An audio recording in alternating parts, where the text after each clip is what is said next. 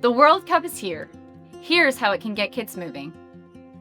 Hi, my name is Abbie Wrights, and I'm Associate Teaching Professor in the Health and Exercise Science Department at Wake Forest University, and I teach a course on the culture of youth sports.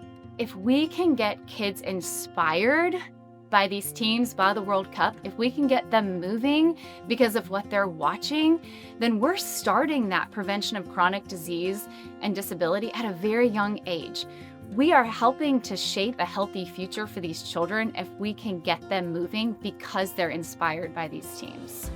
So this crisis of physical activity in our children, like any other public health crisis, is complicated. I think we have to talk about the increase in technology and screens among our children.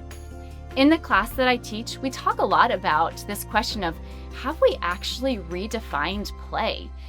A decade, 2 decades ago, when you told a kid to go play, they would go outside, they'd climb a tree, they'd kick a ball, they'd find a neighborhood friend to play with.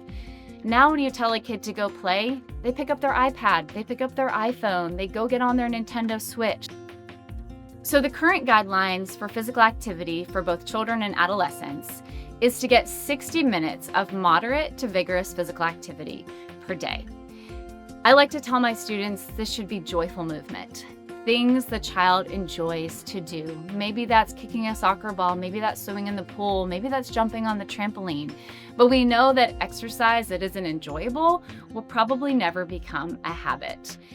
Unfortunately, globally, only about 20% of children meet the physical activity guidelines. The demonstration effect is this phenomenon when the general public watches high-level sporting events. They often get inspired to get involved. For our children watching the World Cup, maybe that means they want to go out and kick a soccer ball or even join a local sports league. But if we can leverage that with supportive families and communities and schools, then hopefully the child will stay involved in the sport. We know that physical activity supports children's physical health. But we also know that physical activity supports all the other dimensions of well-being. It helps to support children's social well-being and their emotional well-being. It helps give them a greater self-esteem. It helps them in the classroom. Children can learn to navigate conflict. They learn respect. They learn teamwork.